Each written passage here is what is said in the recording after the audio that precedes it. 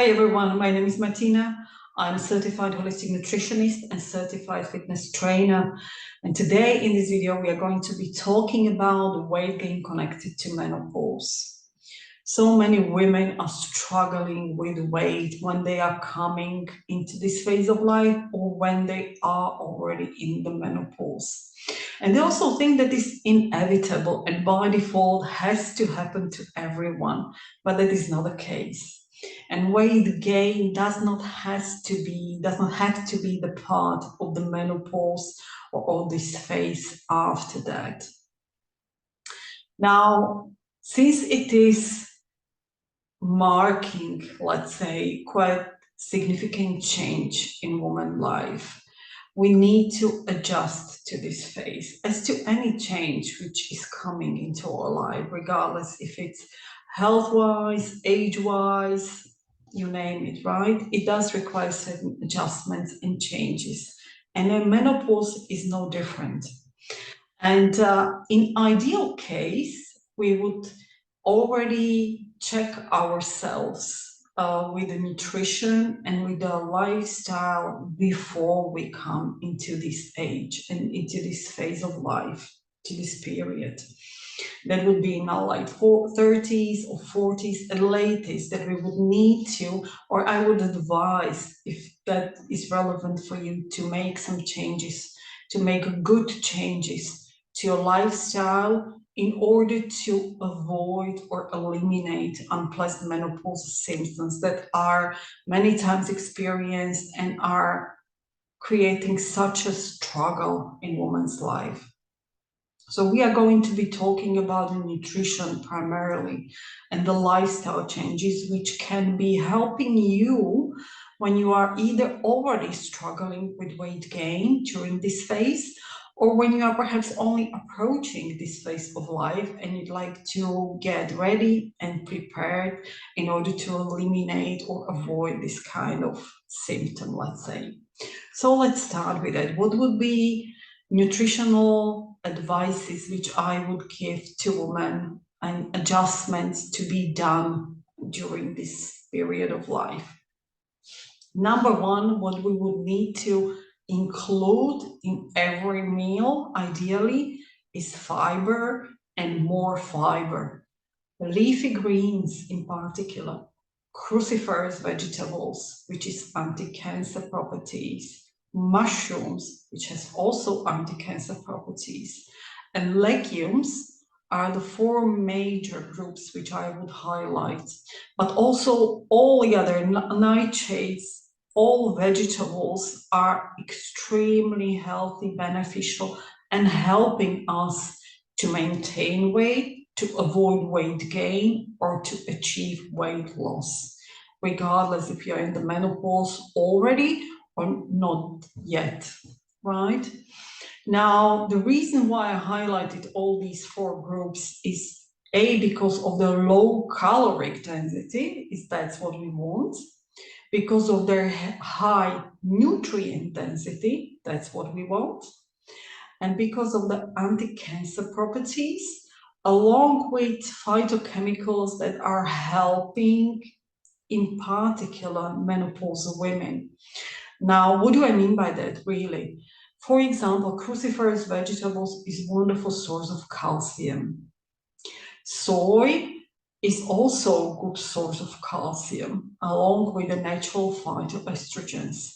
Mushrooms, not only are they anti-carcinogenic, but they also contain naturally vitamin D. And both with the calcium and vitamin D, we know they are very much important for the bone health, bone strength, which is only emphasized even more during the menopause, right? So hence, this is why it is quite important or advisable and wise to pay attention to these four groups, and we want to include them ideally every day in our meals, right? So this would be number one. Number two is protein. And women in particular do struggle with getting sufficient amount of protein.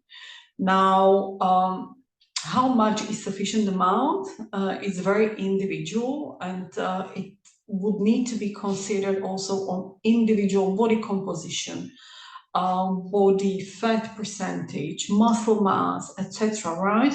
But as a general recommendation, if you're watching this, I advise to keep daily intake somewhere between 1.2 and 1.6 gram of protein on each kilogram of body weight.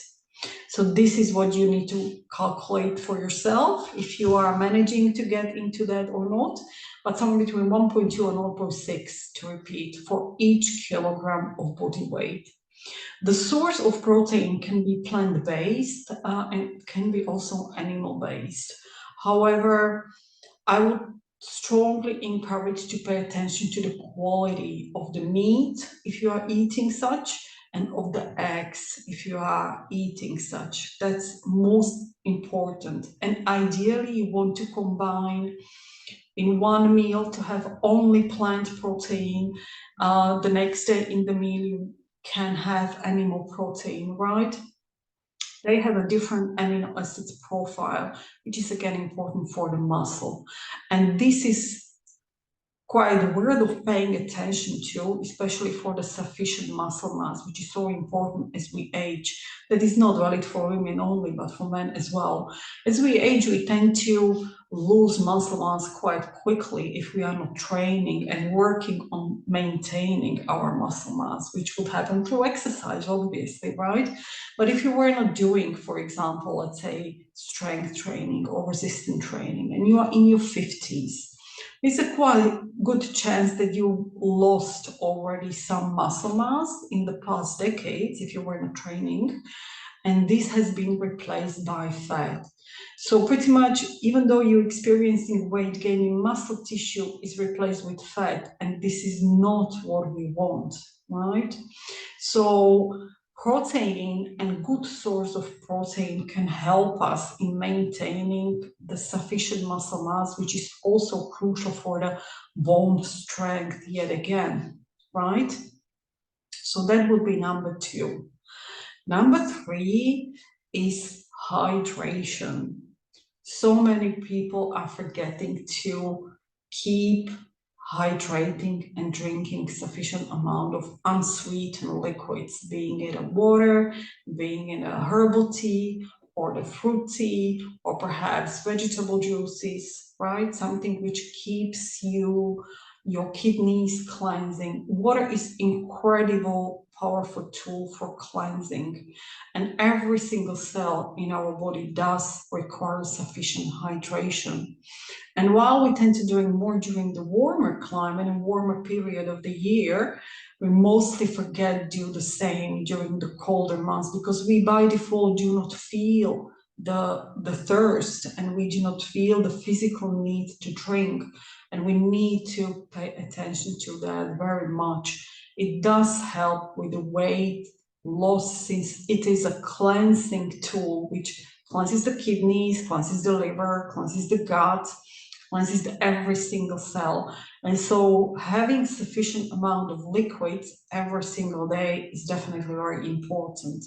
How much is sufficient amount? Now, general recommendation would be 0.4 liter on each 10 kilograms of body weight. And this would include already the water which you eat in the vegetables, in the leafy greens, or in the fruits, and also in the soups, for example, right? So you would need to see yourself where you stand in your nutrition plan, in your nutrition style, whether you like soups, whether you eat soups, whether you don't. So this will give you a more perception and better understanding where you stand yourself. Now, some people will definitely need more. If you are physically active, you definitely would need more water than that. But this should be the minimum which we need to pay attention to. So sufficient amount of hydration for weight loss, for cleanses, for overall health, right? That would be number 3 we are. Number 4 is whole grains. These need to substitute the white grains, such as white rice or white breads or white pasta if you eat such. When we are trying to lose weight, definitely in this phase of life, and we perhaps have not been paying much attention to a lifestyle previously, even small changes can bring good and big results. And by small changes, I mean, for example, replacing the white grains with whole grains, and dropping the white rice and adding quinoa, and dropping the white pasta and adding perhaps buckwheat instead, or a whole grain pasta instead, right? If we have not been eating a lot of fiber, adding big salad every day for lunch can bring a big result already. So you need to see yourself where you're standing really in the nutritional lifestyle, and whether what kind of adjustment can you make yourself, right? But whole grains can be also wonderful help in terms of providing our body with sufficient amount of protein, such as quinoa, or micronutrients and minerals. So that would be number 4 we are at. Number 5 is already mentioned phytoestrogens, and that is soy is one source of them. And always pay attention to organic soy when you are buying that. But legumes in general need to be, which I have mentioned already as a first one, together with the fiber. But seeds and nuts can be also wonderful help and need to be included because of the micronutrient amount. Now, if you think like, why nuts and seeds? They are so fatty and oily and want to achieve weight loss. Yes, that's right, but we need to include them in certain amount for other health benefits which they have. Nuts in general contain healthy fats. Now, we definitely should not eat a whole bag of peanuts on one go, right? God forbid, salted one. But we want to have natural raw nuts included as a part of our meal. For example, if you have your cereal oats in the morning, soak chia seeds and flax seeds with them. Add sunflower or pumpkin seeds as a sprinkle on the salad. Make, for example, sesame seed paste or tahini paste dressing for your salad. That is also the way how you can include the healthy fats, but most importantly, the micronutrients.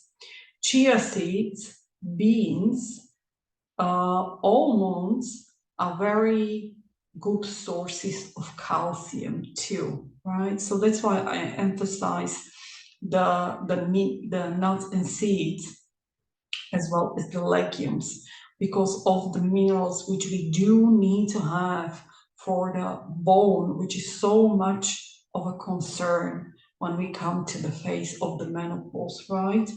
And so once again, chia seeds are a wonderful source of calcium. Almonds are a wonderful source of calcium as well as protein. White and black beans are a source of calcium as well, along with the broccoli, for example, which I have mentioned. So if we combine our nutrition in variety of certain foods which I am mentioning in here, we are already set up on best journey and best possible achievements to reach our weight loss or the health goals which we set ourselves, right, for during this phase of life. So besides the chia seeds, I need to also emphasize flax seeds. Flax seeds are natural phytoestrogens equally to soy.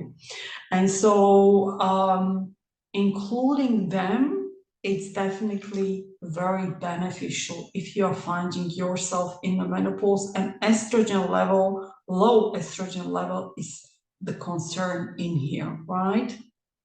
So that would be number 5, I think we are at. So these 5 food groups is definitely something which we should pay attention to when we want to achieve weight loss or in general health during the menopause, or even when you're in the perimenopause period in your 40s, late 40s, you'd like to pay attention to these food groups and set up yourself already for success later on, right? So this would be the food part of our lifestyle. Now, another thing which we have to pay attention to is activity level, movement, and exercise. I can't stress enough how important it is for women to exercise and keep the body moving. Now, the most recommended, which I could do, is to perform certain amount of strength exercise and resistance training, for example. That is because of the bones and the bone strength and bone health, bone density. That is unavoidable if you want to have strong bones, right? And another would be cardiovascular exercise or cardio exercise for cardiovascular health. So these two are the top priority which we should be paying attention to. Now, when you say this is so not my thing, I just can't stand running and I can't stand the weightlifting. It feels so awkward. It feels really nothing for me. Then I would say big exercise which brings you joy and which you like. Whether it's swimming, it's wonderful for your heart health too. If it's biking, it's wonderful for your heart health too. It can be brisk walk, and if the walk is all you can get, then walk briskly, walk as much as you can. Overall activity level does matter. So it doesn't mean that you have to necessarily jump on a treadmill and run or run somewhere outdoors. It does not need to be that way, right? If it's something which you really disguise and can't see. But keep your overall activity level high, meaning moving around, taking steps, and walking as much as you can. Pick activity which brings you joy, which you like. Get your body, get your friend, get your husband, get your child, get your neighbor, get someone with you. If it makes you more committed, sometimes that helps too. But exercise during this phase of life, and especially if we want to lose weight, is absolutely unavoidable. And so many women are really disguising the strength exercise and weightlifting, and they just can't see themselves. But once they start, they really find themselves to like it. And even so many women starting to weightlift in their 50s, really just during the menopause. So perhaps give it a try a couple of times, whether you might find something in there which you like, which brings you joy, and stick for perhaps a month. If you find yourself liking it, you'll see. So exercise is definitely something which has to become part of our lifestyle even later on. Now, a lot of people, a lot of women during the menopause are also fasting, and time restricted eating is the term I use rather than intermittent fasting, right? And that is wonderful for achieving metabolic flexibility. And so perhaps once you want to fast whole day, 24 hours or 32 hours, next week you want to do a few days when you skip dinner and you have your last meal at 4 o'clock. And so you want to experiment whatever fits best to you for your overall goals achievement and for your overall lifestyle. Depending also your general circadian rhythm, what kind of work you do, what your overall setup daily routine looks like. That's important that you will be able to see what is best for you. But achieving metabolic flexibility through different means, for example, fasting or time-restricted eating, is very good thing to do also to supporting our weight loss during this period of life. Now, if you say this is just too much and too overwhelming for me, I really do not know how to grasp it and where to start, I have a webinar on hormone balance and mainly focusing in perimenopause and menopausal periods. There is wonderful information in the webinar, how to set up your routine. There is a meal plan included with the recipes for entire week, breakfast, lunch, and dinner. There is a list of snacks that are fitting and suitable when you're experiencing this kind of hormonal imbalance during the menopause or already leading to the menopause. I leave the link below. It is quite accessible for everyone and affordable for everyone. And it's really good source of information if you do not know how to grasp it yourself and where to start. And also perhaps you'd like to have a personal consultation because there's too much going on and you just can't bother to figure it yourself, or because there are other things going on in your life where you need help with. So you can drop me a note in the email in the description below, and we can have a look together what is going on in your life and how to battle or how to cope with all these hormonal changes and the phase which you are going through. So that's all for now. I hope you have found it helpful, and if you did, please consider subscribing and sharing the video with others who may find it beneficial. So thank you, and I'll talk to you soon again. Bye.